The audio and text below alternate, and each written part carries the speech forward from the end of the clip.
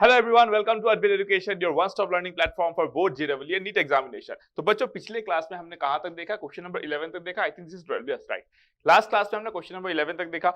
Various types of relation, मतलब relation हमने पढ़ा, नो डाउट। कंसेप्ट को भी हमने क्या किया, पूरा क्लियर कर लिया। लेकिन फाइनली जब हमने लास्ट क्लास में जब क्वेश्चंस किया तो हमारा अंडरस्टैंडिंग और अच्छा होते गया। ये जो रिलेशन जो हम लोग कर रहे हैं बेसिकली है क्या? रिफ्लेक्सिव, ट्रांजिटिव, सिमेट्रिक, ये जो बातें हो रही है बार बार, इक्विवेलेंस, मैंने आपको पहले बताया था most of the time option में आपको यही चार देखने को मिलेंगे, रिफ्लेक्सिव, सिमेट्रिक, ट्रांजिटिव, इक्विवेलेंस। ठीक है, तो आपको बड़ा केयरफुल रहना है, अच्छे से क्वेश्चन को पढ़ना है, समझना है, आपका अंडरस्टैंडिंग बहुत अच्छा होना चाहिए। जब आप रिफ्लेक्सिव का चेक कर रहे हो तो आपको पता होना चाहिए एग्जैक्टली कि आप कर क्या रहे हो। जब आप सिमेट्रिक का कर रहे हो या ट्रांजिटिव का कर रहे हो तो आपको एग्जैक्टली पता होना चाहिए कि आप कर क्या रहे हो। अगर ये तीनों में से अगर एक भी नहीं हुआ, एक भी अगर कोई एटलीस्ट एक अगर नहीं हुआ, इक्विवेलेंस तो होगा ही नहीं, तो वो ऑप्शन से आउट ही हो गया। ठीक है, तो आपको प्रॉपर वे में चेक करना है। ठीक है, और एग्जाम में कभी भी ऐसा मत करना कि आपने देखा कि रिफ्लेक्सिव हो गया, सिमेट्रिक हो गया, ट्रांजिटिव का चेक ही नहीं किया, ऐसा नहीं करना है। ठीक है, आप चेक किसका करोगे? तीनों का ही करोगे। एंड इट्स वेरी इजी, अगर आपका कंसेप्ट क्लियर है तो आप बहुत फास्ट कर सकते हो। ठीक है, तो चलो अभी आगे बढ़ते हैं और इस क्वेश्चन को देखते हैं, क्वेश्चन क्या दिया गया है। ठीक है, इसमें लिखा गया है, देखो, R and S be two non word relation. Non word मतलब क्या? वो एम्प्टी नहीं है ना, वो नॉन एम्प्टी सेट है ना।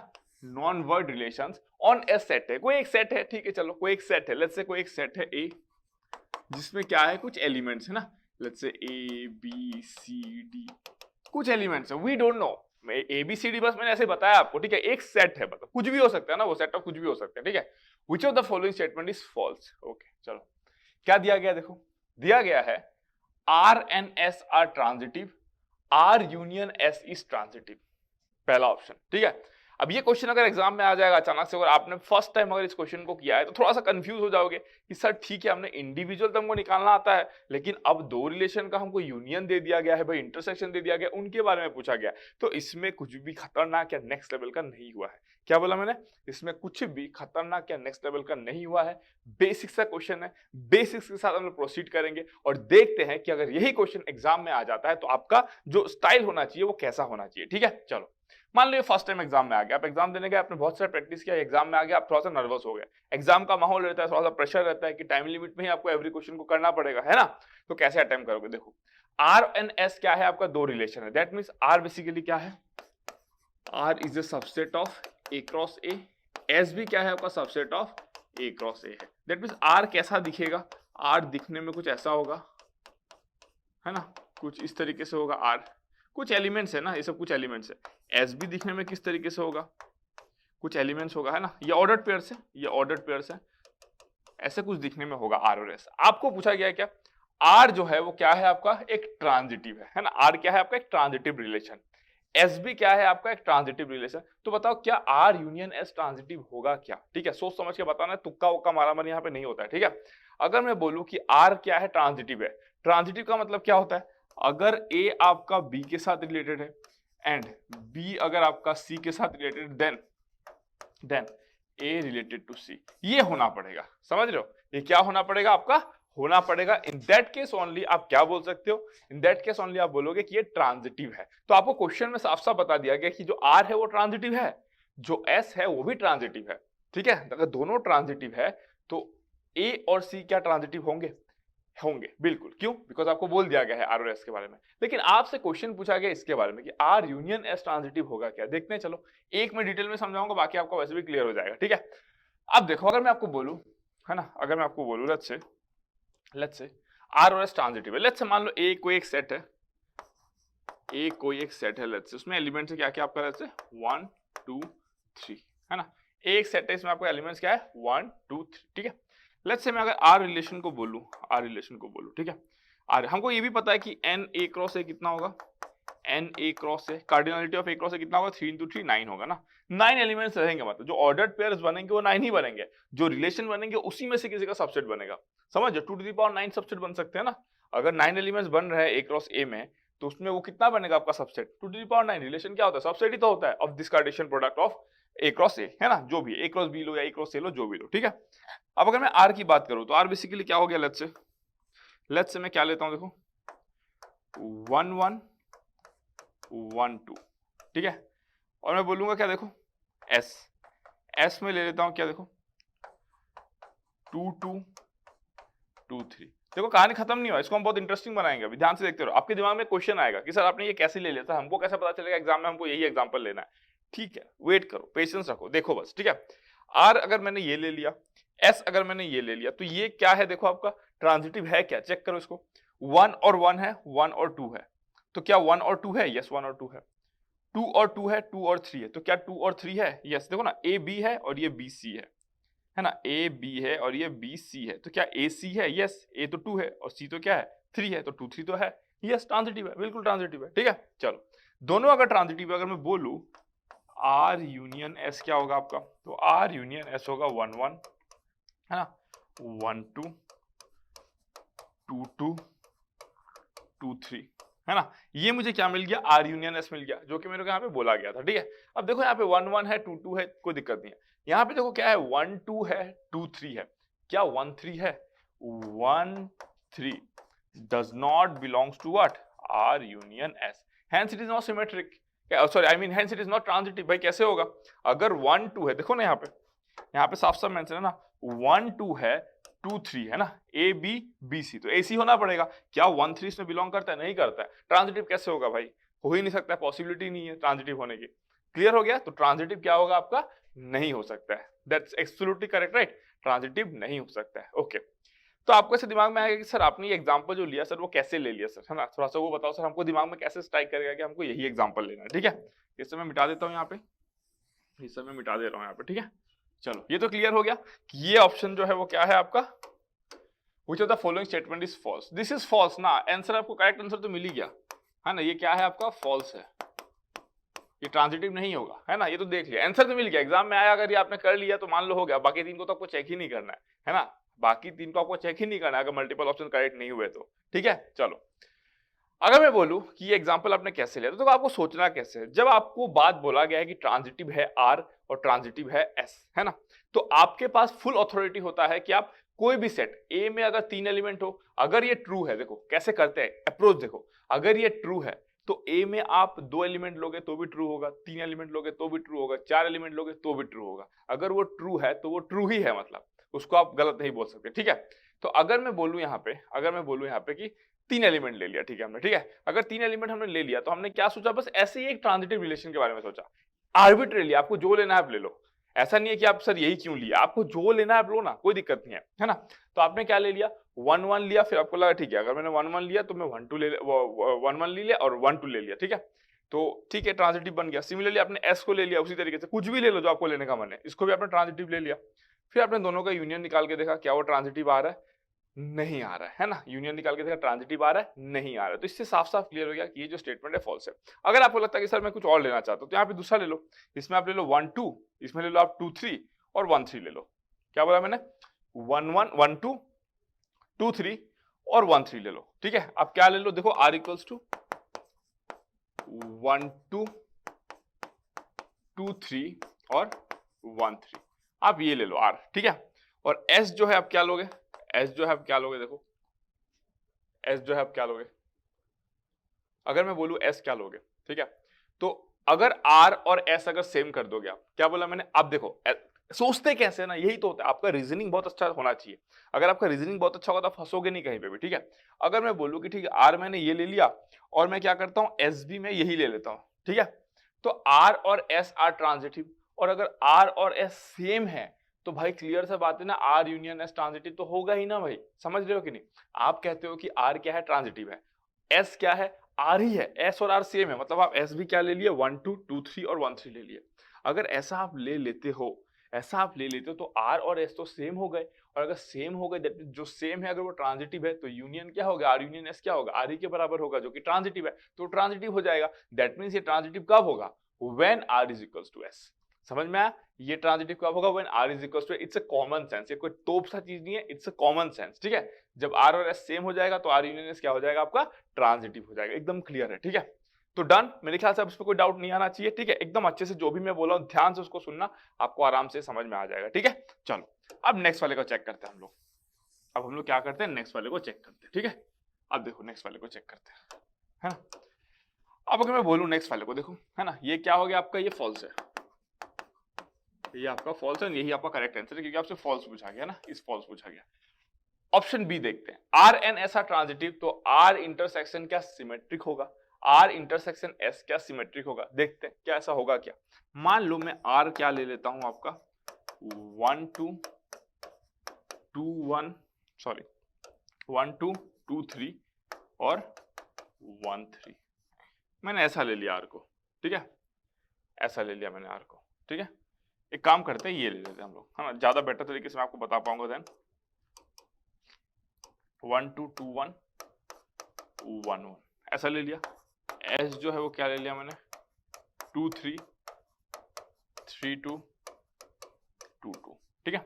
ये ट्रांजिटिव है, यस ट्रांजिटिव है, ये सिमेट्री, ये आपका एस क्या है ट्रांजिटिव है, यस ट्रांजिटिव है। अगर आर भी ट्रांजिटिव है, एस भी ट्रांजिटिव है, तो आर इंटरसेक्शन एस जब आप करोगे ना, आर इंटरसेक्शन एस, तो क्या मिलेगा आपको, देखो आर इंटरसेक्शन एस, है ना, आर इंटरसेक्शन एस आपको क्या मिलेगा, देखो आर इंटरसेक्शन एस में, आर इंटरसेक्शन एस में क्या मिलेगा, देखो 1 2 2 1, कुछ कॉमन है क्या, कुछ भी कॉमन नहीं है, तो गजब हो गया, तो 5 मिल गया भाई, है ना। आर इंटरसेक्शन एस बेसिकली आपका क्या हो गया, एक एम्प्टी सेट हो गया, समझ गया। आर इंटरसेक्शन एस क्या हो गया आपका, एक एम्प्टी सेट हो गया। अब आएगा आपके दिमाग में डाउट कि सर एम्प्टी सेट अब कैसा रिलेशन होता है। आर इंटरसेक्शन क्या है, लेट्स से आप इसको कुछ मान लो, आर इंटरसेक्शन आप टी मान लो, ठीक है। Let's say T is equals to R intersection S, let's T, R intersection क्या है, एक सेट है ना यार, आर इंटरसेक्शन तो एक सेट है, उसको मैंने लेट्स से टी मान लिया, आपको मन करता है पी मान लो, एस मान लो, कुछ भी मान लो, ठीक है, मैंने टी मान लिया, ठीक है। तो टी जो सेट है वो क्या आया, एक एम्प्टी आया, है ना, एक एम्प्टी सेट है। एम्प्टी सेट मतलब क्या है, इसमें कुछ है ही नहीं, खाली है, समझ। तो ये कैसा रिलेशन होगा, क्या ये सिमेट्रिक रिलेशन होगा, of course. Empty relation, empty set जो होता है वो क्या इंडिकेट करेगा, आपका एक सिमेट्रिक रिलेशन इंडिकेट करेगा। क्यों, एम्प्टी होने का मतलब क्या हुआ, ए का बी के साथ, अगर सिमेट्रिक का मतलब क्या होता है, ए का अगर बी के साथ रिश्ता नहीं है तो बी का भी तो ए के साथ रिश्ता नहीं है, एम्प्टी रिलेशन, समझ रहे हो। ये जो टी आया है, फिर से बता, देखो ये जो टी आया है वो क्या है, आर इंटरसेक्शन एस, जो कि एम्प्टी आया। एम्प्टी मतलब क्या, इसमें कोई भी ऑर्डर्ड पेयर नहीं है। ये जो ऑर्डर्ड पेयर थे वो कहां से आए थे, ए इज इक्वल्स टू 1 2 3 में से तो आए थे ना। अगर मैं बोलता हूं कि 1 का 2 के साथ में कोई रिश्ता नहीं है, 2 का 3 के साथ, 2 का भी 1 के साथ में कोई रिश्ता नहीं है, क्या बोला मैंने, अगर ए में 1 2 3 एलिमेंट है, अगर मैं बोलता हूं 1 का 2 के साथ में कोई रिश्ता नहीं है, तो मैं ऐसे भी तो बोल सकता हूं ना 2 का 1 के साथ में भी कोई रिश्ता नहीं है कि नहीं। That means empty set. Empty set क्या डिनोट कर रहा है, कोई रिश्ता ही नहीं है किसी के बीच में। अगर रिलेशन होता तो भाई एलिमेंट मिलता ना आपको, यहाँ पे रिलेशन नहीं है तभी तो एलिमेंट नहीं मिल रहा है आपको। तो इसीलिए एम्प्टी सेट जो होता है वो क्या होता है, सिमेट्रिक भी होता है और ट्रांजिटिव भी होता है। ट्रांजिटिव कैसे, ए का बी के साथ कोई रिश्ता नहीं है, बी का सी के साथ कोई रिश्ता नहीं है, तो ए बी सी के साथ रिश्ता नहीं बनाएगा, समझ रहे हो। तो इट इज व्हाट, जो एम्प्टी सेट होता है वो आपका सिमेट्रिक भी नहीं होता है, और सॉरी सिमेट्रिक भी होता है और ट्रांजिटिव भी होता है। लेकिन क्या वो रिफ्लेक्सिव होगा, नहीं, रिफ्लेक्सिव नहीं हो सकता है। क्यों, इसको आप रिफ्लेक्सिव नहीं बोल सकते हो, है ना, it is not reflexive. Why, because reflexive होने के लिए यहाँ पे आपका एलिमेंट होना जरूरी है। रिफ्लेक्सिव होने के लिए क्या कंडीशन था कि जितने एलिमेंट वहां पे एग्जिस्ट करते हैं सारे के सारे पेयर बना के रहेंगे, that means every element has to be related to itself, that is the definition for reflexive. इसीलिए एम्प्टी सेट जो होगा वो आपका रिफ्लेक्सिव रिलेशन इंडिकेट नहीं करता है ना, it is not reflexive but symmetric transitive होगा। डन, ये भी क्लियर हो गया आपका। चलो, तो दिस इज क्लियर, ठीक है। तो ये आपको एकदम अच्छे से समझ में आ गया होगा, आई थिंक इसमें कोई डाउट नहीं आना चाहिए। तो अब आर एंड एस अगर ट्रांजिटिव है तो आर इंटरसेक्शन एस ही सिमेट्रिक होगा, ये ट्रू है, ये ना, ये ट्रू है। अगर मैं बोलूं कि चलो मैं पहला वाला एग्जांपल ही ले लेता हूं, है ना, अगर मैं बोलूं कि चलो मैं पहला वाला एग्जांपल ही ले लेता हूं, जहां पे मेरा क्या आया था, जहां पे मेरा आर क्या आया था आपका 1 1 एंड 1 2, है ना, ये ट्रांजिटिव है। एस क्या आया था आपका 2 2 एंड व्हाट 2 3। अगर मैं यहां पे पूछता तो देखो आपका R union S, sorry R intersection S ना, आर इंटरसेक्शन एस, तो आर इंटरसेक्शन क्या आ रहा है आपका, देखो कुछ आ रहा है, इसमें भी कुछ नहीं आ रहा है, इसमें भी 5 आ रहा है ना, इसमें भी 5 आ रहा है, तो आप उसमें भी ले रहे हो तो आपको क्या मिल रहा है, आपका 5 मिल रहा है। दैट मींस व्हाट, आप क्लियरली ये बात कह सकते हो कि ये बेसिकली क्या बन रहा है आपका, ये बेसिकली आपका क्या बन रहा है, एक सिमेट्रिक रिलेशन बन रहा है, because empty relation is what, a symmetric relation. Clear हो गया, डन, कोई डाउट नहीं आना चाहिए इसमें, ठीक है, it's a very simple thing. उसके बाद देखो थर्ड वाला क्या पूछा गया, आर एंड एस अगर सिमेट्रिक है तो आर यूनियन एस सिमेट्रिक होगा। ऑफ कोर्स ये तो सोचना ही नहीं है, तो कॉमन सेंस आप ऐसे विजुअलाइज कर सकते हो। आर क्या है, एक सिमेट्रिक सेट है, दैट मींस आर में जो एलिमेंट्स है, ए अगर बी के साथ रिलेटेड तो बी ए के साथ रिलेटेड है, ठीक है, सारे एलिमेंट्स वैसे ही है मतलब। अगर S क्या है सिमेट्रिक है तो उसमें भी सारे एलिमेंट वैसे ही होंगे, A अगर B के साथ रिलेटेड है B भी A के साथ रिलेटेड होगा। तो इसमें अगर सारे एलिमेंट सिमेट्रिक है, जो पेयर बन रहे हैं वो सिमेट्रिक है, इसमें जो पेयर बन रहे हैं ऑर्डर्ड पेयर वो अगर सिमेट्रिक है तो दोनों का यूनियन में तो सिमेट्रिक ही आएगा ना भाई, सिमेट्रिक सिमेट्रिक मिलकर तो सिमेट्रिक आएगा, इसमें तो कोई डाउट ही नहीं है, मतलब है कि नहीं। अगर मैं बोलूं यहाँ पे ट्रांजिटिव में नहीं होगा, लेकिन याद नहीं करना, आपको सोचना है, या रट्टा मारोगे तो भाई निपट जाओगे, ठीक है। सिमिलरली ये वाला क्या हो जाएगा आपका ट्रू, ये वाला क्या हो जाएगा आपका ट्रू। अगर मैं बोलूं कि R and S are reflexive, क्या बोला मैंने, R and S are reflexive. Reflexive का मतलब क्या होता है, ये भी कॉमन सेंस बेस्ड है। रिफ्लेक्सिव का मतलब क्या होता है, सारे एलिमेंट जो है वो अपने से रिलेटेड होंगे। ए में अगर 3 एलिमेंट है, आर में तीनों के तीनों आपस में रिलेटेड होंगे, दैट मींस 1 1 होगा, 2 2 होगा, 3 3 भी होगा। अगर एस रिफ्लेक्सिव है तो एस में भी क्या होगा, 1 1 2 2 3 3 होगा, और दोनों का अगर इंटरसेक्शन करोगे तो ऑफ कोर्स बात है आपको क्या मिलेगा, रिफ्लेक्सिव भी मिलेगा, और वो होना ही पड़ेगा, है ना। वो आर हो, एस हो, और आगे भी आप सेट लगा दो, कोई दिक्कत नहीं है, बट वो जो उसका इंटरसेक्शन आप लोगे वो रिफ्लेक्सिव ही आएगा, बिकॉज दो रिफ्लेक्सिव रिलेशन है तो उसमें क्या हो गया, दोनों में every element of that parent set जो ए सेट है वो क्या होगा, एवरी एलिमेंट उसका खुद के साथ रिलेटेड होगा, तो इंटरसेक्शन लोगे तो रिफ्लेक्सिव आएगा। तो this is true, this is absolutely true, है ना। तो ये फॉल्स था, ये आपका आंसर आ गया, ठीक है। क्लियर हो गया। तो एम्प्टी सेट जो होता है बेसिकली क्या होता है, एक सिमेट्रिक रिलेशन होता है, ये आपको ध्यान में रखना है, ठीक है। डन हो गया, एकदम क्लियर। चलो, तो ये वाला पार्ट आपका एकदम क्लियर होना चाहिए, ठीक है, हो गया। चलो, अब अगर मैं बोलूं ये क्वेश्चन हमने क्लियर कर लिया, तो अगर एग्जाम में अगर ऐसा क्वेश्चन आता है, तो आपको एकदम क्लियर रहना है, शांति से दिमाग में लगा के सोचना है। ऐसे प्रैक्टिस क्वेश्चन आपको और भी दिए जाएंगे, ठीक है। जैसे जैसे हमारी बुकलेट रेडी होती जा रही है आपको क्वेश्चन ऐसे और भी मिलेंगे, तो आपका फंडामेंटल वाला पार्ट बहुत स्ट्रॉन्ग होगा। क्वेश्चन चाहे कुछ भी है, आपको सोचना है, आपको अपना रीजनिंग को यूज करना है, उस रीजनिंग के बेस पे ऐसे क्वेश्चन को आप सॉल्व करोगे, ठीक है। चलो फिर नेक्स्ट क्वेश्चन में मूव करते हैं। अगर मैं बोलूं नेक्स्ट क्वेश्चन की बात, तो नेक्स्ट क्वेश्चन तो काफी बड़ा हो गया यहाँ पे, है ना। नेक्स्ट क्वेश्चन काफी बड़ा हो गया, ठीक है, चलो कोई दिक्कत नहीं है ना। कुछ दिया गया है यहाँ पे, देखो काफी सारा चीज। Consider the following relation, okay. R क्या है, एक रिलेशन है, x equals to W Y for some rational number w, okay, ठीक है, चलो कोई दिक्कत नहीं है ना। और s भी आपको कुछ दिया गया, आपसे पूछा गया है क्या, neither R nor s is an equivalence, that means r और s कैसा रिलेशन है इसके बारे में बात किया जा रहा है, ठीक है। चलो देखते हैं अपन, ठीक है, r की बात कर लेते हैं, ठीक है। यहीं पे लिख देता हूं मैं, यहीं पे लिख देता हूं x equals to W Y. अगर मैं बोलूं कि x is equals to what, WY. What is W? What is W? W is some rational number. Let's say rational number is what? Any number that can be expressed in the form P by Q. क्या बोला मैंने? Any number that can be expressed in the form P by Q, where what? P not where P by Q, where P is an integer and Q not equals to 0. तो ऐसे number को आप क्या बोलते हो? Rational number बोलते हो। That means let's say W को मैंने क्या ले लिया, से W is equals to 2/3, है ना। क्या ले लिया मैंने, W is equals to 2/3 ले लिया, ओके, चलो ठीक है। अगर मैं W इक्वल 2/3 लूं तो x इक्वल टू कितना हो गया, 2/3y, है कि नहीं। तो क्या x is related to x है, देखो क्या x is related to x है। x अगर रिलेटेड टू x है तो क्या होना पड़ेगा, x इक्वल टू 2/3x, है कि नहीं। x कैंसिल हो जाएगा, 1 इज इक्वल टू 2/3। भाई ये तो क्राइम हो गया, तो खतरनाक नेक्स्ट लेवल की बात हो गई। 1 इज इक्वल टू 2/3 कैसे हो जाएगा, दैट मींस रिफ्लेक्सिव तो है ही नहीं, रिफ्लेक्सिव तो पॉसिबल ही नहीं है, ठीक है। चलो, रिफ्लेक्सिव नहीं है, अगर रिफ्लेक्सिव नहीं है तो इक्विवेलेंस तो होगा ही नहीं, रिफ्लेक्सिव नहीं है तो इक्विवेलेंस तो होगा ही नहीं। R and both are equivalence relation, ये तो पॉसिबल ही नहीं है। R is an equivalence relation, ये भी पॉसिबल ही नहीं है, ये भी पॉसिबल ही नहीं है। ऑप्शन क्या होगा, या तो ए होगा या तो बी होगा, दो ऑप्शन तो ऐसे एलिमिनेट हो गए। देखो 2 सेकंड में हमने 2 ऑप्शन को एलिमिनेट कर दिया, है कि नहीं। अब अगर मैं नेक्स्ट बोलूं कि क्या वो सिमेट्रिक होगा, ये भी देखते हैं। चलो, सिमेट्रिक होने के लिए क्या होना पड़ेगा, देखो x इक्वल्स टू अगर 2/3y है तो y इज इक्वल्स टू कितना होना पड़ेगा, 2/3x। ये पॉसिबल ही नहीं है ना, कभी भी पॉसिबल नहीं है यार, तो देख के भी बता सकते हो आप, है ना। x अगर 2/3y होता है, y इक्वल्स टू 2/3x कैसे हो जाएगा, मतलब समझ रहे हो, ये तो पॉसिबल ही नहीं कि 2/3x। इसको आप क्या लिख सकते हो, देखो 2/3x को आप क्या करोगे, 2/3y, है ना। तो y कैंसिल, तो 1 इज इक्वल्स टू 4/9। क्या ये हो सकता है क्या, नॉट पॉसिबल यार, ट्रांजिटिव वो नहीं होगा, सिमेट्रिक नहीं होगा, ठीक है, इट इज नॉट सिमेट्रिक। अगर मैं बोलूं क्या ये ट्रांजिटिव है ना, अगर मैं बोलूं क्या ये ट्रांजिटिव है, ट्रांजिटिव होने के लिए क्या होना पड़ेगा, x इक्वल्स टू लेट्स से 2/3y है और y is equals to let's say 2/3z है ना। तो हमको क्या चाहिए, x is equals to 2/3z। अगर ये आप ला देते हो, अगर आप ये ला देते हो using this to, that means it is what, a transitive relation. देखते हैं, चलो y is equals to 2/3z ना, तो मैं क्या कर सकता हूँ यहाँ पे, y को मैं क्या लिख सकता हूँ, 3/2x, तो implies that 3/2x that is equals to 2/3z, है ना। तो यहाँ पे मैं क्या लिख सकता हूँ, देखो x equals to therefore x is equals to 4/9z, हमको चाहिए क्या था, x इक्वल टू 2/3z, आपने लाया क्या, x equal to 4/9z। Is it possible? No, it's not possible. That means वो क्या है, जो r है, जो r ये ना ही सिमेट्रिक है, ना ही रिफ्लेक्सिव है, ना ही सिमेट्रिक है, ना ही ट्रांजिटिव है। समझ गया, ये जो r है, r क्लियर हो गया। अब हम s के बारे में बात करते हैं, ठीक है।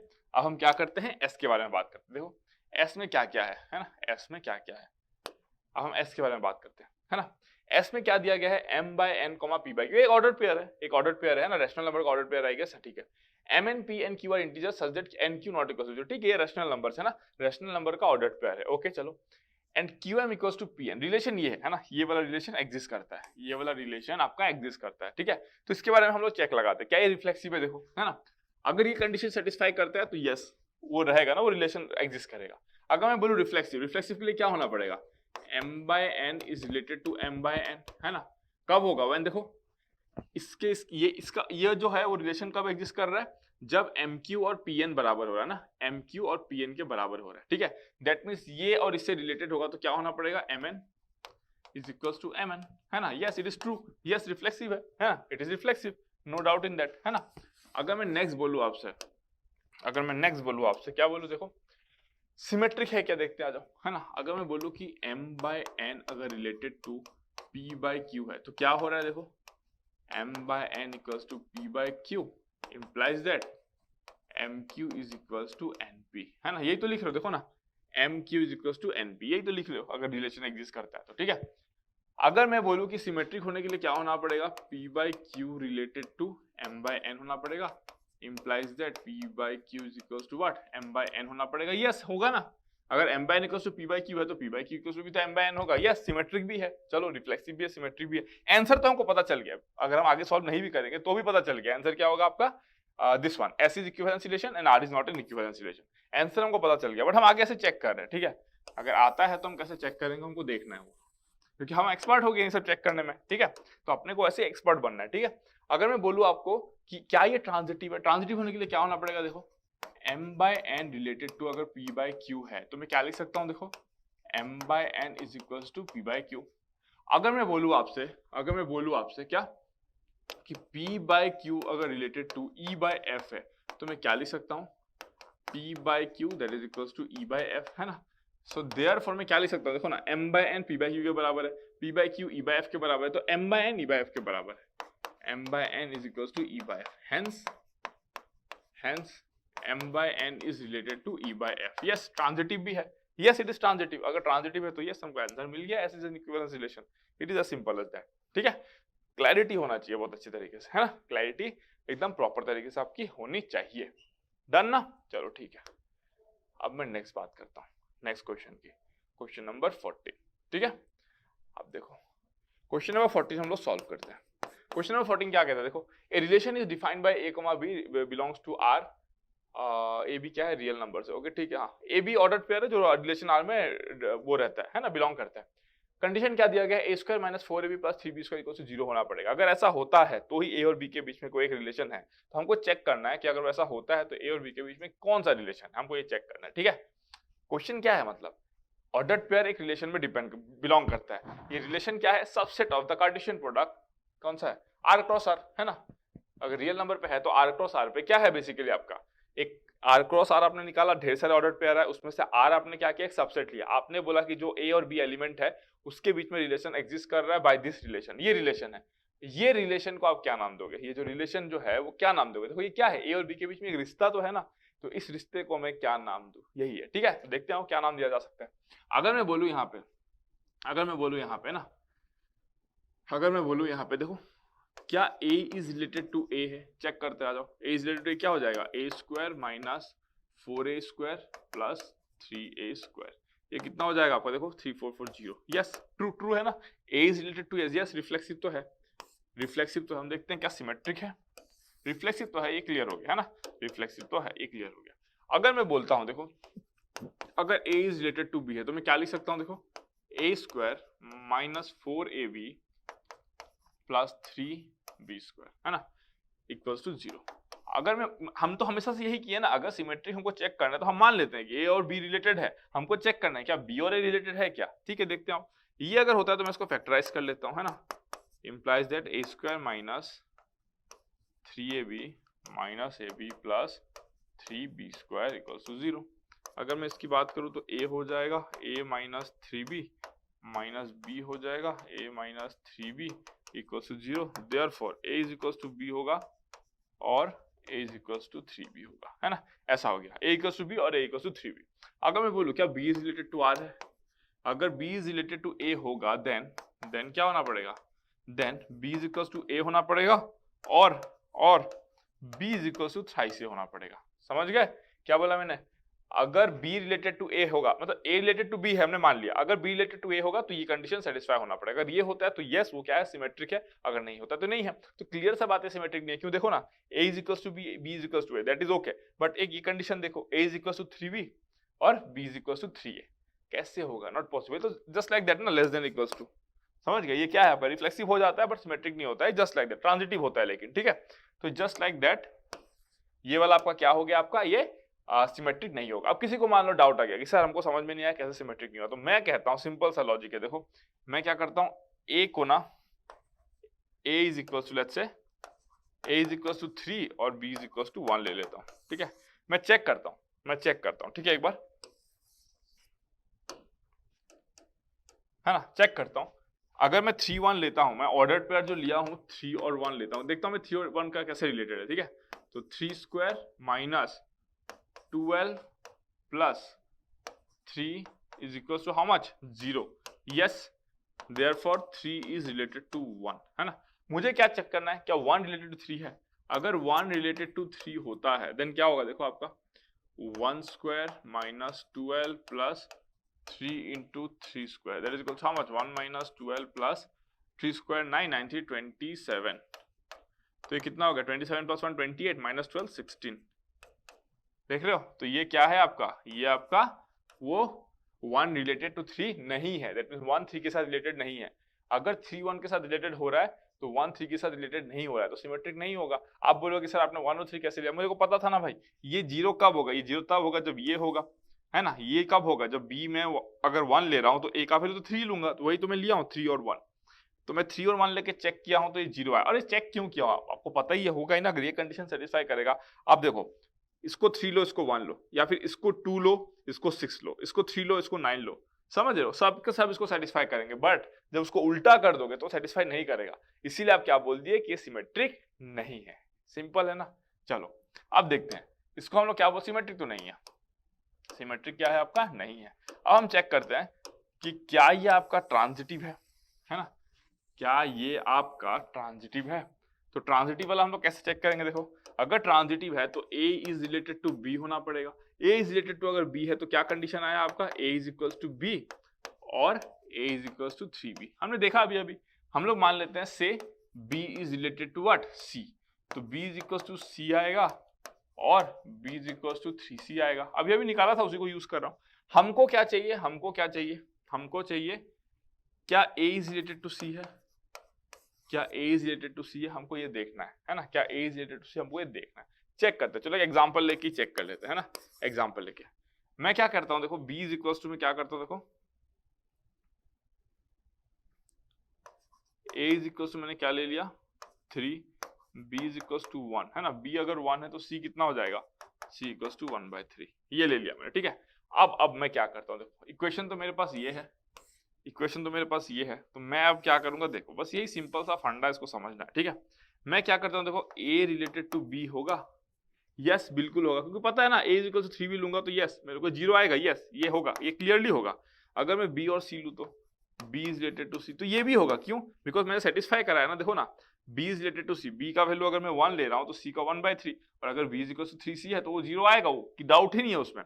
क्या a और c रिलेटेड है, मैं ये देखना चाहता हूं, क्या a रिलेटेड c है, क्या a is related to c है। अगर a रिलेटेड टू c है देन क्या होना पड़ेगा, a square minus 4ac plus 3c square, इसका वैल्यू 0 आना पड़ेगा। इसका वैल्यू तो कायदे से 0 आना चाहिए, देखते हैं क्या आ रहा है। इक्वल्स टू a स्क्वायर का वैल्यू मैं कितना पुट करूंगा, देखो 3 square minus 4 into 3 into 1/3 plus 3 into 3 square, ठीक है, सॉरी 3 इंटू 1/3 स्क्वायर, है ना। तो ये कितना आ रहा है, देखो 9 माइनस 4 और ये कितना हो जाएगा, प्लस 1/3, 1/3, ठीक है। तो ये कितना हो जाएगा आपका 5 + 1/3 16/3 16/3 which is not equals to 0। तो A related to R, A related to C नहीं है, समझ रहे हो, A is not related to C। Clear हो गया। तो दैट मींस क्या है आपका ट्रांजिटिव भी नहीं है। अगर ट्रांजिटिव सिमेट्री कोई भी अगर एक नहीं हुआ तो इक्विवेलेंस तो होगा ही नहीं। That means this relation is reflexive relation. इतना सारा वैरायटीज ऑफ क्वेश्चन करा दिया हूं, अब आपका तो कम से कम नेक्स्ट लेवल का ग्रेव होना चाहिए। अब तो मतलब आपको कोई कुछ भी क्वेश्चन दे दे, एकदम ऐसे ही निकालना एग्जाम में आए, कुछ भी दे देना एग्जाम में आपको निकालना है। यही होता है रिलेशन का फंडा, समझ रहे हो। ए और बी के बीच में रिलेशन समझने का बस यही वाला पार्ट होता है। इतना समझ गए तो सारे क्वेश्चन बन जाएंगे आपसे, ठीक है। चलो नेक्स्ट क्वेश्चन लेते हैं। नेक्स्ट क्वेश्चन क्या है देखते हैं। जो नेक्स्ट क्वेश्चन देखो यहाँ पे क्या है। नेक्स्ट क्वेश्चन है ना, if R is equals to x, y, R क्या है, ordered pair, set of ordered pair है, ठीक है। एंड दिस ये कंडीशन दिया गया इज अ रिलेशन, है ना, ये एक रिलेशन है। देन डोमेन ऑफ R क्या क्या होगा। तो देखो डोमेन ऑफ क्या क्या होगा। अगर x और y अगर इसको सेटिस्फाई करा रहे हैं ना, x और y सेटिस्फाई करा, और x और y क्या है आपका इंटीजर है, तो पॉसिबिलिटी क्या क्या बनेगी। देखो x और y की पॉसिबल वैल्यूज क्या क्या बनेगी। 0 1 बनेगी एक तो, है ना, 0 2 बनेगी, 0 -1 बनेगी और 0 -2 बनेगी। और क्या क्या पॉसिबिलिटी है देखो, 1 0 बनेगा, है ना, 2 0 बनेगा, -1 0 बनेगा, -2 0 बनेगा। इसके अलावा आप कुछ भी नहीं ले सकते, क्योंकि इसके अलावा कुछ भी लो ये क्या हो जाएगा आपका ग्रेटर देन 4 हो जाएगा, है ना। तो यही पॉसिबिलिटी है। अगर यही पॉसिबिलिटी है दैट मींस मैं R में क्या लिख सकता हूँ, R is a set of all this order pair, है ना, 0 1 0 2 0 -1 0 -2 और क्या क्या होगा आपका देखो 1 0, है ना, 2 0 -1 0 -2 0 सारे लिख दिया मैंने, है ना। अगर मैंने सारे लिख दिए यहाँ पे तो आप देखो डोमेन क्या होता है, मैंने आपको बताया था कॉपी पलटो। देखो डोमेन क्या होता है, डोमेन ऑफ R क्या होता है आपका, जो देखो ऑर्डर पेयर में जो पहला एलिमेंट जो कंट्रीब्यूशन होगा इसमें क्या क्या है, देखो 0 है, 1 है, 2 है, -1 है, -2 है, यही आपका डोमेन हो जाएगा, है ना। यही आपका क्या हो जाएगा, डोमेन हो जाएगा। डन। रेंज भी अगर मैं पूछूं तो रेंज भी सेम ही होगा यहाँ पे, क्योंकि सेकंड एलिमेंट आपका रेंज दे देगा, ठीक है।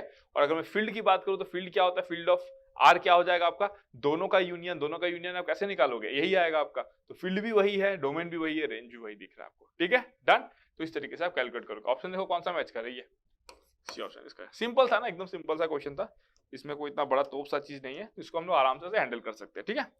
हम लोग नेक्स्ट क्वेश्चन पे मूव करते हैं।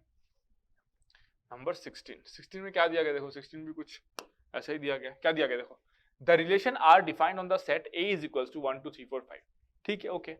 Bye R is equals to this x² - 5² less than 16 is given by, है ना, इज गिवन बाय। क्या बोला मैंने, the relation R defined on the set 1 2 3 4 5, ठीक है, उस सेट पे डिफाइन किया गया है ना। दैट मींस x और y का वैल्यू क्या हो सकता है, वही हो सकता है। x और y का वैल्यू क्या हो सकता है, x और y जो है ना, x और y क्या है, एलिमेंट्स ऑफ A है ना, तो x बिलोंग्स टू क्या है आपका A है, y भी क्या है आपका बिलोंग्स टू A है। तो x और y का वैल्यू क्या क्या हो सकता है, वही पॉसिबल वैल्यूज है, और तो कुछ होगा नहीं। आपको क्या पूछा गया, the relation R define on the set is, जो इसको सेटिस्फाई करे, है ना, उसको इसको सेटिस्फाई कराना पड़ेगा, ठीक है। तो देखो R क्या होगा आपका, अगर मैं बोलूं R क्या क्या होगा, देखो 1 1 होगा, है ना, 1 2 भी होगा, 1 3 भी होगा, 1 4 भी होगा, क्या 1 5 होगा, क्या 1 5 होगा, बताओ मेरे को, क्या 1 5 होगा, नहीं होगा। कैसे, 1 स्क्वायर - 5 स्क्वायर मतलब -24, mod of -24 is what, it's 24 ना। क्या 24 लेस देन 16 होता है, नहीं होता है, तो 1 5 आप नहीं लिख सकते, वो गलत हो जाएगा, ठीक है। 1 5 नहीं होगा। उसी तरीके से आप बाकी सारा लिख सकते हो। तो इसे बहुत सिंपल क्वेश्चन था ये, है ना। अगर मैं बोलूं यहाँ पे क्या क्या हो सकता है, देखो 2 1 हो सकता है, 2 2 हो सकता है, 2 3 हो सकता है, 2 4 हो सकता है, 2 5 नहीं लिख सकते, क्यों, 2 स्क्वायर 4, 5 स्क्वायर 25, 25 - 4 21। क्या 21 का वैल्यू क्या 16 से कम होता है, नहीं होता है, इट्स फॉल्स ना, तो नहीं होगा। उसी तरीके से आप क्या क्या लिखोगे, देखो 3 1 3 2 3 3 3 4, क्या 3 5 लिख सकते हो, 3 स्क्वायर 9, 5 स्क्वायर 25, 25 - 9 16। बट यहाँ पे क्या है, लेस देन का सिंबल है, देखो लेस देन इक्वल्स टू नहीं है, लेस देन का सिंबल। अगर इक्वल्स टू दे देता तो वो भी होता, बट अब नहीं लिख सकते 3 5, ठीक है।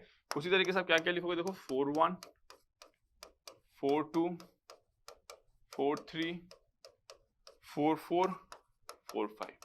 उसी तरीके से आप क्या क्या लिखोगे, देखो 5 1 5 2 नहीं होगा, 5 3 भी नहीं होगा, 5 4 लिखो और 5 5 लिखो, है ना। तो ये है आपका रिलेशन R, जो कि क्या है, देखो ये है क्या, ये भी नहीं है, ये है ये भी नहीं है, ये क्या है, ये भी नहीं है, ये होगा। ये बेसिकली क्या है, आपका एक सबसेट है, उसका रिलेशन है, मतलब ये भी एक रिलेशन ही है बट क्या है, उसका सबसेट है। आपको रिलेशन के बारे में पूछा गया था, रिलेशन आर जो इसको सेटिस्फाई कर दे, है ना, आपको वही पूछा गया, ठीक है। अगर मान लो इसमें 16 की जगह पे और अगर कुछ कम नंबर दिया रहता, लेट्स से अगर इसमें अगर मैं आप दे देता आपका 7 दे देता, लेट्स से 7, तो हो सकता है कि रिड्यूस हो जाता, उसमें से और भी रिड्यूस हो जाता, कोई ऑप्शन मैच कर जाता मे बी, ठीक है। बट अपने को उसका टेंशन नहीं लेना, अगर वो आया तो आप कर लोगे आराम से। अभी आपको ये क्वेश्चन को अच्छे से समझना है, ठीक है। तो ये भी नहीं होगा, ये भी नहीं होगा, ये भी नहीं होगा, none of this. Why? Because your answer is this one, है ना, answer is this one. These are all what? Subsets. ये सारे रिलेशन है, लेकिन ये क्या है, आपका सबसेट्स है, ठीक है। ये क्या है, आपके सारे सबसेट्स हैं। डन? क्लियर? चलो अब अगर मैं नेक्स्ट क्वेश्चन पे मूव करता हूं, सिंपल क्वेश्चन है तो ज्यादा टाइम इसमें मैं नहीं ले रहा हूं। तो ऐसे क्वेश्चन आते हैं, प्रीवियस ईयर के क्वेश्चन से आपके कहीं ना कहीं एग्जाम में आया हुए हैं ये सब, है ना, एग्जाम वगैरह में आया तो ऐसे ही क्वेश्चन आता है, क्योंकि जब आपका कंसेप्ट बहुत स्ट्रांग होता है, आप देखोगे मैं हमेशा बोलता हूँ ना, जो आप लोग मानते हो कि चैप्टर बहुत डिफिकल्ट है, कैलकुलस बहुत डिफिकल्ट है ना, वेक्टर बहुत डिफिकल्ट है, या फिर जो भी आपको लगता है जो चैप्टर डिफिकल्ट है, जैसे जैसे आपका उस पर ग्रैब अच्छा होगा ना, तो आपको डिफिकल्ट नहीं लगेगा, आपको इजी लगेगा। डिफिकल्ट तब लगता है जब आपका कंसेप्ट स्ट्रांग नहीं होता है, आपको क्लैरिटी नहीं होती है, आप बस क्वेश्चन प्रैक्टिस करते हो, रट्टा मारते हो उसको, है ना। अगर ऐसा क्वेश्चन आ गया तो एग्जाम में मैं कर लूंगा, अगर ऐसा नहीं आया तो मुझे भी नहीं पता मैं क्या करूंगा। आप लोग इस फॉर्मेट पे वर्क करते हो, जो कि गलत है ना। तो आपका कंसेप्ट का क्लैरिटी अच्छा होना चाहिए, एटलीस्ट 100% ना से तो भी कम से कम 95% प्लस क्वेश्चन आपसे बनना चाहिए। That is more than sufficient for a student, ठीक है।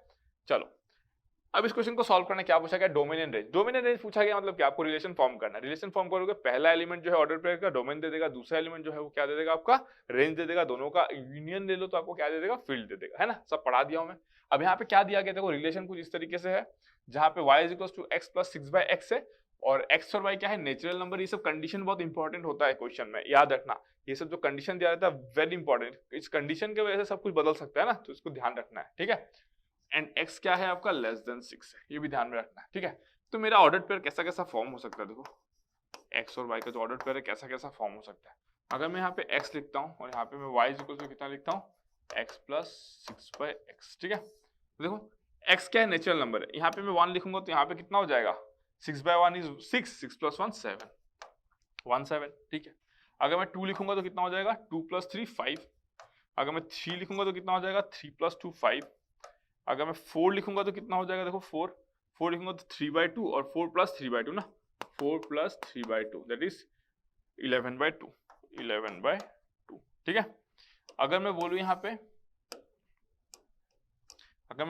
और क्या लिख सकता हूँ, देखो और मैं क्या लिख सकता हूँ, इसको मैं थोड़ा सा ऊपर कर देता हूँ, ठीक है। हाँ 4 हो गया, 11/2 डन, ठीक है। अब अगर मैं यहाँ पे 5 लिखूंगा, देखो अगर मैं 5 लिखूंगा तो भी इंटीजर नहीं आएगा ना, मतलब ये तो ये तो यूजेबल ही नहीं है ना, ये यूजेबल ही नहीं है ना, क्यों, बिकॉज y यहाँ पे क्या है, it's not an natural number, this is not a natural number, है ना, इस बिलोंग्स टू नहीं होगा, इक्वल्स टू होगा ना।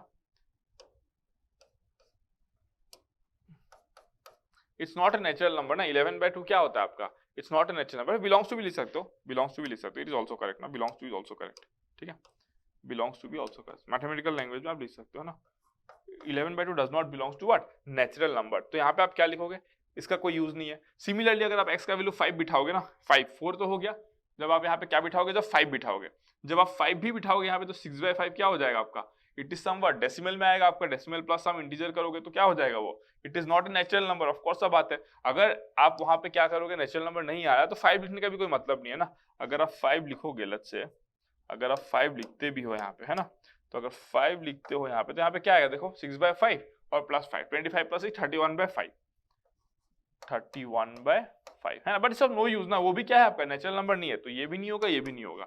दैट मीन्स जो आर रिलेशन है वो ऑर्डर पेयर क्या क्या बना आपका, 1 7 बना, 2 5 बना और 3 5 बना। आप बोलोगे सर 6 क्यों नहीं है, 6 कैसे लोगे, x इज लेस देन 6 है ना, x less than equal to 6 नहीं दिया गया है, तो आप 6 भी नहीं ले सकते। तो अंडर दिस सर्कमस्टेंस आप क्या बोलोगे, देखो r जो होगा आपका क्या बनेगा, r जो r जो रिलेशन है वो आपका बनेगा 1 7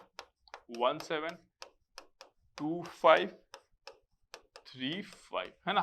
तो डोमेन ऑफ r कितना हो जाएगा, डोमेन ऑफ r कितना हो जाएगा आपका, देखो 1 2 3 1 2 3, है ना, 1 2 3। अगर मैं बोलूं कि रेंज ऑफ r कितना हो जाएगा, देखो रेंज ऑफ r इज 5, 7, 5,7 लिखो, 7,5 लिखो, कोई फर्क नहीं पड़ता, क्योंकि हमको पता है कि जो सेट लिखते हो आप उसमें repetition of the element does not make any sense, interchange अगर पोजीशन कर दोगे एलिमेंट्स का तो भी does not make any sense, it does not bring any difference at all, ठीक है। तो ये आपका क्या हो गया, डोमेन रेंज किससे मैच करता है, देखो this one, option A, done, clear. और नेक्स्ट क्वेश्चन पे मूव करते हैं, ठीक है। जो सिंपल सिंपल क्वेश्चन है, बहुत ज्यादा टाइम नहीं ले रहा हूं, इस पे मूव करते हैं, ठीक है। ये देखते हैं क्या है, ये देखते हैं क्या, देखो है ना। अब इसको आप कैसे सॉल्व करोगे, देखो इसमें क्या दिया गया है, let A and B be two sets containing 2 elements and 4 element, ठीक है। चलो ए एक सेट है जिसमें मेरा 2 एलिमेंट है, लेट्स से क्या है, मेरा ए कॉमा बी है, और बी एक सेट है जिसमें क्या एलिमेंट है, सी डी ई एफ, है ना। क्यों, बिकॉज कार्डिनलिटी ऑफ ए कितना है, 2 है, कार्डिनलिटी ऑफ बी कितना है, 4 है, ओके डन, ठीक है। The number of subsets of A cross B having 3 और more elements is, A cross B का सबसेट का बात करो तो पहले हम लोग ये देखते हैं कि एन ए क्रॉस बी में कितने एलिमेंट्स होंगे, एन ए क्रॉस बी में देखो 3 दिस 4 into 2 8 है ना। Cardinality of A cross B कितना है, 8, तो टोटल नंबर ऑफ देयरफॉर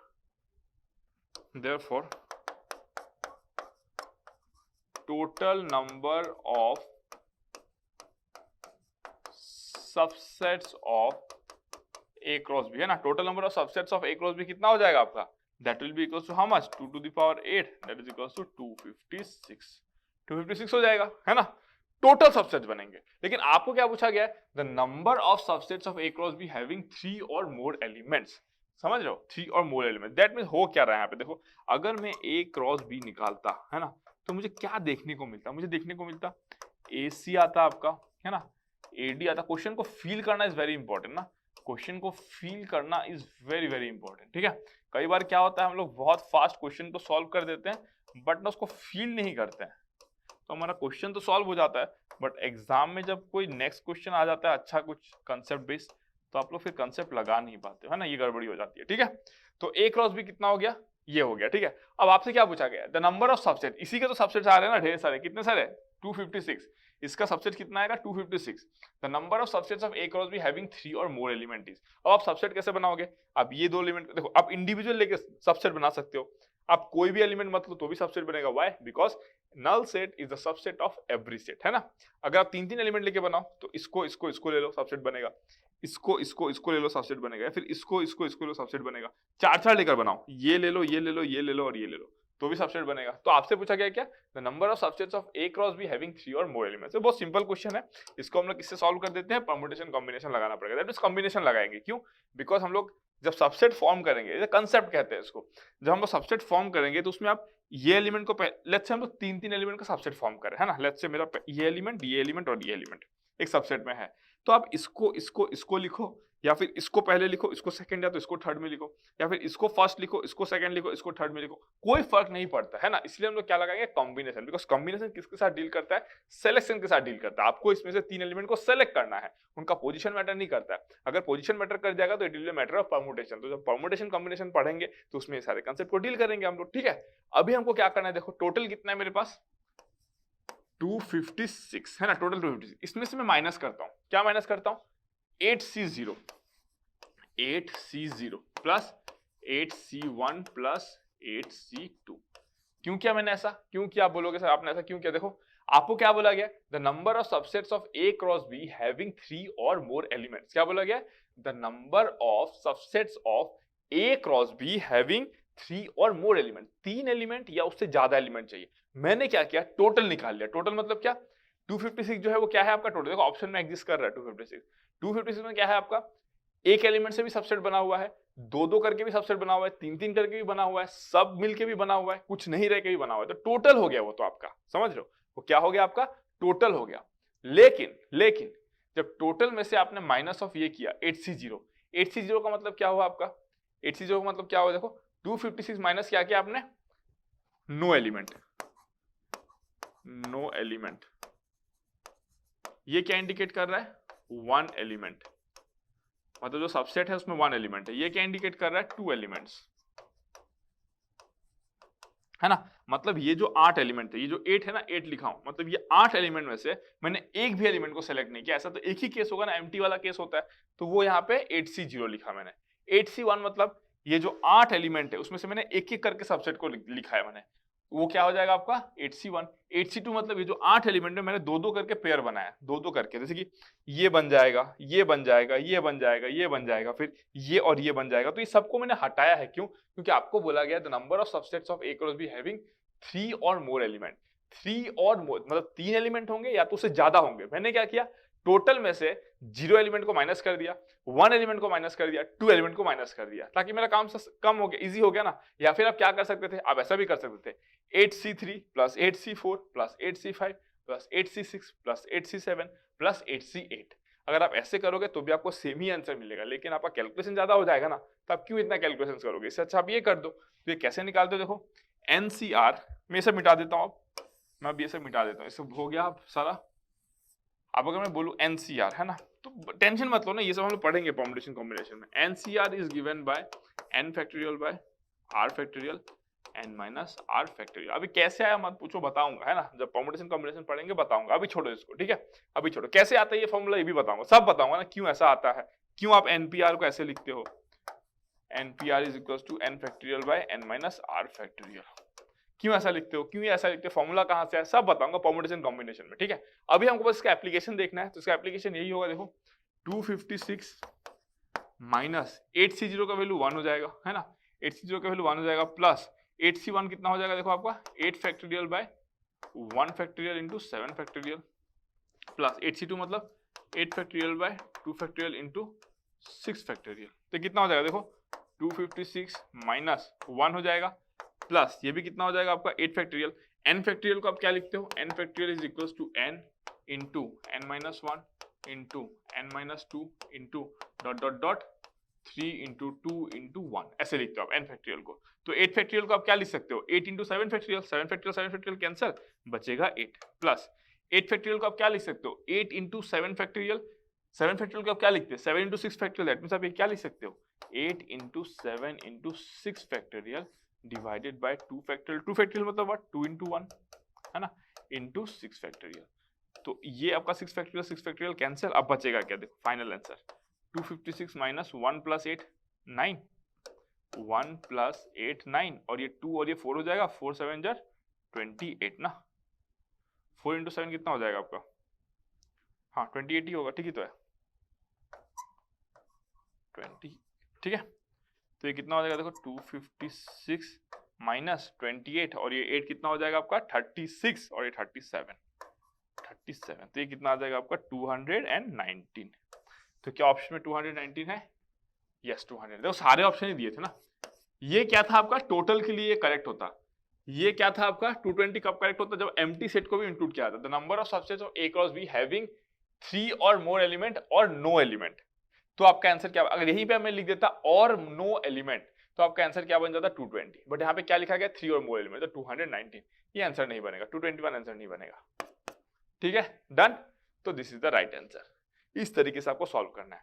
इस वीडियो को अगर समझ में, कोई भी वीडियो अगर मेरा समझ में नहीं आया, आप लोग ऐसा लगता है, तो आप एक बार उसको दोबारा देखो, बिल्कुल समझ में आएगा, क्योंकि मैं हर एक बात को कवर करता हूँ, हर एक पार्ट को कवर करता हूँ, समझ रहे हो। तो आपको कोई भी दिक्कत नहीं होगा, आपको समझ में आएगा, इसका गारंटी। अगर नहीं आता तो हमारे टेलीग्राम ग्रुप से जुड़ सकते हो ना, इस वीडियो के डिस्क्रिप्शन में देखो, आप टेलीग्राम ग्रुप का एक लिंक दिया गया है, आप टेलीग्राम ग्रुप में हमसे कनेक्ट हो जाओ। टेलीग्राम ग्रुप से हमसे अगर कनेक्ट हो जाओगे तो आप आराम से वहां पे आप हमसे डाउट पूछ सकते हो, है ना, आप आराम से वहां पे हमसे डाउट पूछ सकते हो, जो भी क्वेरीज होगा हम क्लियर करेंगे उसमें, ठीक है, डन, क्लियर। चलो next.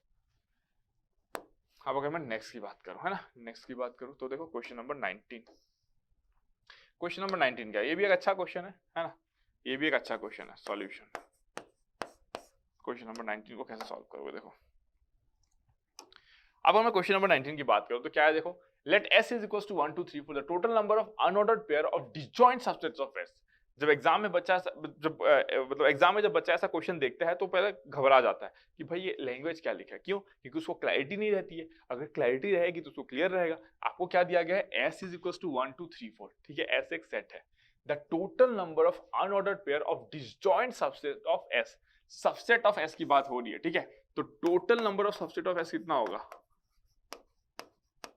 Total number of subsets of S कितना हो जाएगा, देखो 4 एलिमेंट है, 2 to the power 4 that is equal to how much, 2 to the power 4 that is equal to how much 16, है कि नहीं।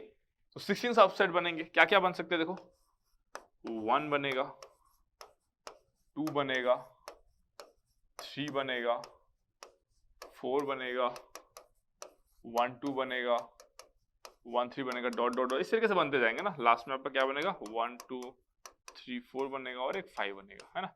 ये सब आपके क्या बनेंगे, इसके सबसेट बनेंगे। आपको ये पूछा गया था total number of unordered pair. Unordered pair लिखने का मतलब क्या, किस ऑर्डर में लिखा गया वो मैटर नहीं करता है, of disjoint subset of S. That means अगर मैं इसका एक एग्जांपल बोलूं, एक एग्जांपल, टोटल नंबर पूछा है ना, इस टोटल नंबर में से मैं एक एग्जांपल लेता हूं। कैसा लेता हूं एग्जांपल, लेट्स से 1 ले लिया और 2 ले लिया, है ना। देखो ये अनऑर्डर्ड पेयर है, क्यों, बिकॉज मैंने कर्ली ब्रैकेट में लिखा है। कर्ली ब्रैकेट में लिखने का मतलब क्या है, ये अनऑर्डर्ड है, मतलब 2 को पहले लिख दो, 1 को बाद में लिखो तो भी वो सेम ही कहलाएगा ना, इसलिए अनऑर्डर्ड पेयर है। क्या ये टोटल नंबर में काउंट होगा, यस ये काउंट होगा, क्योंकि देखो ये एक सबसेट है, ये एक सबसेट है, दोनों क्या है आपका डिसजॉइंट है, ये काउंट होगा। अगर मैं ऐसे लिखता, लेट्स से 1 लिख देता और 1 2 3, क्या ये मेरा टोटल नंबर में काउंट होता है, ये नहीं होता। क्यों, बिकॉज देखो ना ये डिसजॉइंट सेट नहीं है ना, कॉमन एलिमेंट है। ये दोनों सेट में क्या है, बेसिकली आपका कॉमन एलिमेंट है। तो बेसिकली आपका क्या है, अगर कॉमन एलिमेंट है डिसजॉइंट नहीं होगा। तो आपको बेसिकली क्या पूछा गया, ऐसे कितने सारे केसेस होंगे, सिर्फ ये एक केस बन गया। और एक केस अगर मैं बोलूं लेट्स से, तो 1 2 3 और लेट्स से यहाँ पे क्या है आपका 4 है, ये एक केस बनेगा। और अगर मैं बात करूं तो और क्या बन सकता है, देखो 1 2 3 4, है ना, ऐसा भी बन सकता है, समझ रहे हो, ऐसा भी बन सकता है। तो यही सब केसेस कितने सारे होंगे। अब आप मैन्युअली तो करोगे नहीं, ऑफ कोर्स सब बात है, मैन्युअली तो करोगे नहीं। अब देखो 2 मेथड है ना, अगर मान लो इसमें 3 एलिमेंट होता है या फिर 2 एलिमेंट होता है तो आप आराम से मैन्युअली कर लेते, लेकिन 4 एलिमेंट है भाई, कितना लिखते रहोगे। आंसर देखो ना, 25 42 34 41 ऐसे लिखना पड़ेगा आपको, इट्स नॉट दैट इजी ना। तो अब क्या करोगे आप, अब आप टेक्निक का यूज करोगे, ठीक है। अब देखते हैं टेक्निक क्या क्या है। अब हम लोग क्या करेंगे, टेक्निक से सॉल्व करते हैं इसको, ठीक है। दैट मीन्स बेसिकली अब क्या हो रहा है हमारे पास, देखो बेसिकली हमको क्या मिल रहा है, कुछ ऐसा मिल रहा है जहां पे हमारे पास क्या है, एक सेट ए है और बी, ठीक है। ऐसा फॉर्म में ही तो मिल रहा है ना, ए क्या है आपका, कोई एक सेट है ना। ऐसे लिख देता हूं मैं, A and B are sets, है ना, A and B are sets. Precisely लिख देता हूं, are subsets, are subsets of S, right है ना। अभी तो लिख के दिखा रहा था ना, एक जनरल फॉर्म लिख दिया मैंने, ए और बी क्या है, are subset of S and we want them to be disjoint. हम क्या चाहते हैं कि ए और बी क्या हो, डिसजॉइंट हो, और उसका एक हमको काउंट बताना है, total number of unordered pair बताना है, ठीक है। अब कैसे करेंगे देखो, ठीक है। हमारे पास एलिमेंट क्या क्या है, देखो 1 है, 2 है, 3 है, 4 है, ठीक है। अब 1 2 3 4 जो एलिमेंट है, पॉसिबिलिटी क्या क्या, किसमें जा सकता है, या तो ए में जाएगा, या तो बी में जाएगा, या तो नीदर, किसी में भी नहीं जाएगा। ऐसा भी तो हो सकता है किसी में भी ना जाए। क्यों, आपको पता है कि अगर मैं ऐसे लिख दूं 5 और 5, अगर मैं ऐसा लिख दूं, तो अगर मैं ऐसा लिखता हूं तो ये क्या है आपका, ये भी डिसजॉइंट सेट है, आपको पता है, क्योंकि 5 क्या है, एक नल सेट है, ये भी क्या है, नल सेट है। 2 नल सेट्स आर डिसजॉइंट, आपको मैं लिखाया हूं, आप अपना कॉपी चेक करो, उसमें मैं लिखाया हूं 2। अगर आपने सारा लेक्चर देखा है तो आपको मैं लिखाया हूं। डिसजॉइंट सेट में लिखाना मैं भूल गया था, तो मैं एक क्लास लिया था जिसमें मैं कुछ क्वेश्चंस करा रहा था, वहां पे मैंने ये बात को बोला है, तो आप अपना कॉपी चेक करो, ठीक है। वहां पे मैंने लिखा है कि 2 नल सेट क्या होता है आपके, डिसजॉइंट होता है। दैट मींस ऐसा भी केस बन सकता है, दैट मींस क्या हुआ, ये जो 1 2 3 4 जो एलिमेंट है वो किसी में भी नहीं गए, ना ए में गए ना बी में गए, समझ रहे हो, तो खाली हो गया ना भाई, एम्प्टी हो गया, एम्प्टी हो गया, ये भी एम्प्टी, ये भी एम्प्टी, तो इसीलिए कोई वाला केस बनेगा एक, समझ में आया। तो देखो अब हम लोग क्या कर सकते हैं, है ना, क्योंकि ऐसा भी तो हो सकता था ना, ये 1 और ये 1, ऐसा भी तो हो सकता था। अगर ऐसा हो जाता तो क्या हम लोग टोटल नंबर में इसको काउंट करते, नहीं करते भाई। कैसे काउंट करोगे इसको, है ना, कैसे काउंट करोगे इसको, अगर तुम काउंट करोगे तो दिक्कत हो जाएगा ना, क्योंकि देखो ये दोनों डिसजॉइंट नहीं है ना, ये दोनों डिसजॉइंट नहीं है। अल्टीमेटली आप इसको क्या करोगे, इसको 1 ही लिखोगे आप इसको, है ना, अल्टीमेटली तो आप इसको 1 ही लिखोगे ना, तो डिसजॉइंट नहीं है, ठीक है। चलो अब अगर मैं बोलूं, है ना, मतलब no set is disjoint to itself ना, एक सेट खुद के साथ डिसजॉइंट कैसे हो सकता है, उसमें तो सारे के सारे कॉमन एलिमेंट्स होंगे। तो अब क्या करेंगे, अब यहाँ से इंपॉर्टेंट है और यहाँ से आपका बहुत ज्यादा कंसंट्रेशन चाहिए होगा। देखो ध्यान से सुनो, ठीक है। मान लो 1 किस में चला गया, ए में चला गया, है ना, 1 किस में चला गया, ए में चला गया, तो 2 किस में जा सकता है, ए में जा सकता है, बी में जा सकता है, किसी में भी नहीं जाएगा। मतलब लेट्स से अगर मैं बोलूं कि 1 ए में चला गया, तो मैं क्या बोलना चाहता हूँ, 1 ए में चला गया, ठीक है। तो 2 किस में चला गया, लेट्स से बी में चला गया, तो ऐसा कुछ केस बनेगा, यस ये टोटल नंबर में काउंट होगा। या फिर क्या हो सकता है, मैं जो बोल रहा हूं उसको ध्यान से सुनो और लिखो। मान लो 1 जो है वो ए में चला गया। ओके, ये क्या है, ए है, ये बी है, ये आपका क्या है, ए है और ये आपका बी है। देखो ना, ए और बी लिख के रखा हूं, और ये भी क्या है आपका सबसेट्स है, सबसेट्स है, ठीक है। अगर मान लो 1 जो है ए में चला गया और जो 2 है वो भी ए में चला गया, तो कुछ ऐसा केस बनेगा, है ना। और जो 3 है वो बी में चला गया, तो ऐसा बनेगा। क्या ये मैं काउंट करूंगा, ये इसमें काउंट करूंगा, तो देखो इस तरीके से बन रहा है। अब ना मैं क्या मैन्युअली करूंगा, नहीं करूंगा, अब मैं इसको जनरलाइज करूंगा। अब ना मैं इसको जनरलाइज वे में देखूंगा। देखो अब मैं इसको क्या करूंगा, जनरलाइज वे में देखूंगा। तो जनरलाइज वे में कैसे देख सकते हैं, देखो अगर 1 अगर ए में जा रहा है ना, 1 अगर ए में जा रहा है तो 2 के पास क्या क्या पॉसिबिलिटी है, ए में जा सकता है, बी में जा सकता है, फिर किसी में भी नहीं जाएगा। ऐसा भी हो सकता है ना, किसी में भी नहीं गया वो, ठीक है। समझ रहे हो ना, किसी में भी नहीं जाने का मतलब क्या हुआ, 1 जो है ए में गया, ओके, 2 जो है वो किसी में भी नहीं गया, 3 जो है वो भी किसी में नहीं गया, 4 जो है वो भी किसी में नहीं गया। तो यहाँ पे 5 ले लो। क्या ये दोनों डिसजॉइंट सेट है? Yes, any set is disjoint with a null set ना, कोई भी सेट आपका क्या हो जाएगा, disjoint to a null set, ठीक है। बिकॉज इस सेट में 1 एलिमेंट है, इसमें कोई भी एलिमेंट नहीं है, तो डिसजॉइंट सेट हो जाएगा, ठीक है। चलो अब अगर मैं बोलूं है ना, अब अगर मैं बोलूं, देखो 1 अगर ए में गया तो 2 ए तीनों में से किसी में भी जा सकता है, 1 अगर बी में गया तो भी 2 तीनों में से किसी में जा सकता है, 1 अगर नीदर 1 अगर किसी में नहीं गया तो भी 2 क्या होगा, किसी में भी नहीं जा सकता। दैट मीन्स अगर मैं बोलूं 1 अगर 3 में जा सकता है, 1 अगर ये तीनों में से किसी में भी जा सकता है, तो 3 पॉसिबिलिटी बनती, 2 वो भी तीनों में से किसी में जा सकता है, तो 3 पॉसिबिलिटी बनती। समझ में आ रहा है कि क्या बोल रहा हूं? देखो ना, ध्यान से सोचो। मान लो 1 2 3 4 को छोड़ो, मान लो 1 और 2 ही है सिर्फ, ठीक है। और हमारे पास क्या है, ए है, बी है और नीदर है, ठीक है। तो देखो 1 किस में जाएगा, या तो ए, या तो बी, या तो सी, मतलब या तो ए, या तो बी, या तो नीदर, किसी में भी नहीं जाएगा। तो 3 केसेस हो रहे हैं। वो हर केस के लिए 1 का हर एक केस के लिए 2 का कितना केस बन रहा है, 3 केस बन रहा है ना भाई। देखो 1 मान लो ए में चला गया, तो 2 किस में जा सकता है, देखो 2 आपका ए में जा सकता है, बी में जा सकता है, सी में जा सकता है। देखो 1 का एक केस के लिए 2 का 3 केस बनता है। मान लो अगर 1 बी में गया, है ना, 1 किस में गया, अगर लेट्स से बी में गया, 1 जो है वो किस में गया, लेट्स से बी में गया। अगर 1 बी में गया तो फिर क्या होगा, फिर 2 आपका ए में जा सकता है, बी में जा सकता है, सी में जा सकता है ना। मान लो आपका 1 जो है वो किस में चला गया, नीदर में चला गया, तो भी क्या होगा, आपका 2 जो है वो ए में जा सकता है, 2 बी में जा सकता है, 2 किस में जा सकता है, नीदर में जा सकता है। समझ जाओ, तो टोटल केस कितना बना, 3 into 3 केसेस बना। दैट मींस अगर 2 सेट है तो 3 into 3 बन रहा है। वैसे ही अगर हम लोग बात करें किसके बारे में, वैसे ही अगर हम लोग बोले कि 1 ये तीनों में से किसी में जा सकता है, 2 ये तीनों में से किसी में जा सकता है, 3 ये तीनों में से किसी में जा सकता है, 4 ये तीनों में से किसी में जा सकता है, तो 3 into 3 into 3 into 3 that is equal to how much, 3 to the power 4। Clear हो गया, कितना हो गया ये, 3 to the power 4।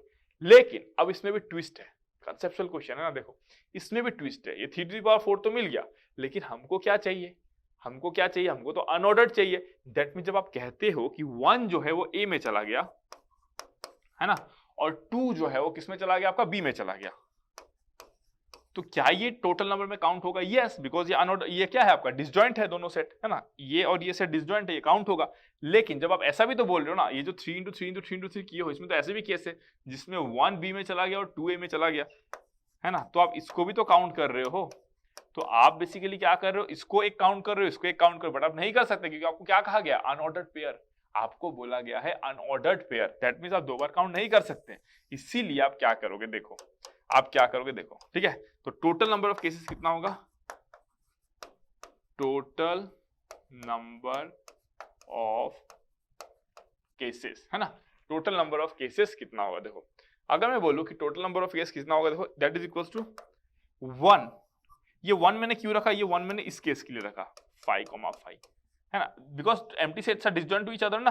तो ये क्या हो जाएगा, आपका एक केस बन जाएगा, उसको मैंने 1 लिख लिया, प्लस 3 to the power 4 -1 करूंगा। क्यों -1 किया, सोचो आप, -1 क्यों किया, -1 इसीलिए किया बिकॉज मान लो 1 किसी में नहीं गया, 2 भी किसी में नहीं गया, 3 भी किसी में नहीं गया, मतलब किसी में नहीं गया, मतलब ए और बी में नहीं गया ना। 1 मान लो इधर चला गया, 2 भी इधर चला गया, 3 भी इधर चला गया, 4 भी इधर चला गया। दैट मींस 1 इधर जाने का मतलब क्या है, 1 ना ही ए में गया ना ही बी में गया, 2 ना ही ए में गया बी में गया, 3 ना ही ए में गया बी में गया, 4 ना ही ए में गया बी में गया। बट ये जो 81 जो आपने काउंट किया है ना, इक्वल्स टू 81, इसमें तो ये वाला केस तो इंक्लूडेड है ना, जिसके लिए आप पहले ही एक 1 लिख दियो, ये सेपरेटली आपने एक 1 लिख दिया ना। समझ रहे हो, यहाँ पे आपने क्या कर दिया, एक सेपरेटली 1 लिख दिया ना पहले से ही, वो वाला केस। कौन सा केस? जहां पे एम्प्टी एम्प्टी मिल रहा है। तो अब दोबारा क्यों काउंट करोगे? इसीलिए आप 3 टू द पावर 4 में से -1 कर दिए। डिवाइडेड बाय 2 करोगे, क्यों? अनऑर्डर्ड पेयर है, अनऑर्डर्ड पेयर है ना, तो डिवाइड बाय 2 करोगे तो कितना आ गया आपका? देखो कितना आ गया, ये 3 to the power 4 -1 by 2। Sorry, ये कितना आएगा आपका? देखो ये आपका आएगा 3 to the power 4 plus 1 by 2, that is equal to how much? 82 by 2, that means 41. Okay, this is how much coming? 41. That means 41 is the right answer. 41. ठीक है? क्यों आया? समझ में आ गया ना? क्लियर हो गया? तो ये है आपका general formula 3 to the power 4 plus 1 by 2। ये होता है तरीका आता है। आप कई बार देखोगे बुक में आपका लिखा रहता है। सब मैं मिटा देता हूँ इसको ना, अब मैं पूरा को मिटा देता हूँ, मैं फिर से लिखता हूँ। देखो मैं पूरा को मिटा देता हूँ, देखो ठीक है। आपका क्या क्या था एलिमेंट्स, ध्यान से देखना, अभी ध्यान से देखना, फिर से बता रहा हूँ ठीक है, फिर से बता रहा हूँ। एलिमेंट्स क्या क्या था? 1 2 3 4। पॉसिबिलिटी क्या क्या थी? या तो ए में जाता, या तो बी में जाता, या तो किसी में भी नहीं जाएगा ना, नीदर है ना, या तो किसी में भी नहीं जाएगा। दैट मीन्स हमने क्या यूज किया? 1 plus 3 to the power 4 -1 by 2, है ना। यहाँ पे मैं मार्किंग कर देता हूँ, है ना। ये 2 क्यों आया? सॉरी, ये 2 क्यों आया? ये 2 आने का रीजन क्या था, है ना? because we need unordered pair। अगर हमको ऑर्डर्ड पेयर चाहिए होता तो ये 2 नहीं लिखते बस हम लोग, है ना, ये 2 हट जाता आपका, ठीक है, क्योंकि सबका सब मैटर कर जाता ना फिर तो because we need unordered pair, इसीलिए ये 2 आया, है ना। ये 1 क्यों आया? ये 1 क्या? Because we have already counted this case। हमने इसको ऑलरेडी काउंट कर लिया दिस केस। कौन सा केस? ये रहा, ये देखो ना, ये समझ रहे हो? ये वाला केस देखो ना, ये 1 हमने ऑलरेडी काउंट कर लिया ना, इसीलिए इसमें से हमने माइनस कर दिया, इसको डिवाइड बाय 2 कर दिया, है ना। तो जो जनरल फॉर्मूला होता है, वो क्या होता है? 3 to the power n plus 1 by 2। ये जनरल फॉर्मूला होता है। ये n क्या है? Number of elements, where n equals to number of elements, है ना। ये जनरल फॉर्मूला होता है। अगर इसको भी और जनरलाइज वे में लिखना है, और अगर जनरलाइज वे में लिखना है तो ऐसे लिखो 1 plus 3 to the power n minus 1 by 2। ये आपका फॉर्मूला है, समझ गए?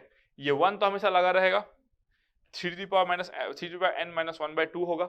अगर आपको ऑर्डर्ड पेयर नहीं चाहिए तो आप इसको 2 को क्या करोगे? हटा दोगे ना, यहाँ से कैंसिल कर दोगे आप इसको, and this is how you will get the case. ठीक है, समझ गए ना मैंने क्या बोला? दैट मींस अगर ऑर्डर्ड पेयर की बात करोगे तो इसमें ये वाला 2 क्या हो जाएगा आपका? मल्टीप्लाई करोगे इसको 2 से, बिकॉज ऑर्डर्ड पेयर में क्या, ये तो मैटर कर जाएगा ना आपका भाई। 1 और 2, 2 और 1 अलग अलग हो जाएंगे, तो आपका आंसर क्या आ जाएगा? 3 to the power n। But यहाँ पे आपको क्या मिल रहा है? 3 to the power n minus 3 to the power n plus 1 by 2। अगर एग्जाम में अनऑर्डर्ड पेयर पूछा, सीधा ये फॉर्मूला लगाना एंड गेट योर आंसर, है ना। तो आपका अंडरस्टैंडिंग बहुत क्लियर होना इज इंपॉर्टेंट, समझ रहे हो? आपका अंडरस्टैंडिंग क्लियर होना इट्स वेरी वेरी इंपॉर्टेंट। अगर अंडरस्टैंडिंग क्लियर है तो सारे क्वेश्चन बन जाएंगे, कोई डाउट ही नहीं है। ठीक है, तो ये वाला वीडियो आप एक बार फिर से देखना, it is a good conceptual question. थोड़ा सा ये सब परम्यूटेशन का कंसेप्ट है, ये सब, है ना, मैं कराऊंगा आपका, है ना। कॉइन्स इन पॉकेट का कंसेप्ट है ये, ठीक है। अगर 3 कॉइन है उसको 4 पॉकेट में जाना है, कैसे जाएगा, या फिर 4 कॉइन है उसको 3 पॉकेट में जाना है तो कैसे जाएगा, है ना। तो ये सब उसका कंसेप्ट है, पढ़ाऊंगा, डोंट वरी, उस मैं पढ़ाऊंगा। ठीक है, अब नेक्स्ट क्वेश्चन की अगर मैं बात करूँ तो नेक्स्ट क्वेश्चन क्या है, देखो the solution of 8x Congress modulus 14, है ना। ठीक है, कांग्रेस मॉडुलस का क्वेश्चन है आपका, है ना, कांग्रेस मॉडुलो का क्वेश्चन है। तो एक काम करता हूँ, मैं इसको यहाँ पे नहीं रखता हूँ, यहाँ पे पता नहीं कैसे आ गया। मैं एक सेपरेट वीडियो बना दूंगा उस पे, जिसपे मैं उसका लेक्चर लेके उसका 1-2 न्यूमेरिकल करा दूंगा। इट्स वेरी सिंपल ना, कांग्रेस मॉडुलस का जो क्वेश्चन, जो कंसेप्ट है, वेरी वेरी सिंपल। मैं आपको बता दूंगा, एक छोटा सा मैं वीडियो बना दूंगा 15-20 मिनट का, उसमें मैं कंसेप्ट भी बता दूंगा और 1-2 एग्जाम्पल भी ले लूंगा, आपका क्लियर हो जाएगा। ठीक है, तो चलो फिर इस सेशन को हम लोग यहीं पे खत्म करते हैं। होप सो जो भी मैं आपको पढ़ाया हूँ काफी अच्छे क्वेश्चन है लास्ट के टाइम पे, तो आपको अच्छे से करना होगा एग्जाम में। एग्जाम में जो भी क्वेश्चन आए, आपका कंसेप्ट बहुत स्ट्रांग होना चाहिए, ताकि कोई भी नया क्वेश्चन आए तो वो आपके लिए नया ना रहे, है ना। आप एकदम मस्त तरीके से उसको डील करो। ठीक है, तो चलो फिर, thank you so much, love you all. इसके बाद में कांग्रेस मॉडल का मैं क्वेश्चन आपको कंसेप्ट बता दूंगा, then we will move to function, और यहाँ से आपका जर्नी शुरू होता है जेडबलई का। तो नेक्स्ट क्लास जब मैं स्टार्ट करूंगा वहां पे वेलकम करूंगा टू जेडबलई। यहाँ तक सिंपल है, मेंस में पूछते हैं क्वेश्चन नो डाउट, बट अब आने वाले चैप्टर से फंक्शन से आपका एडवांस भी शुरू होने वाला है, तो अब मजा आएगा ना, अब आपको पढ़ने में मजा आएगा। ठीक है, चलो फिर thank you so much, love you all, फिर मिलते हैं नेक्स्ट क्लास में, गुड बाय।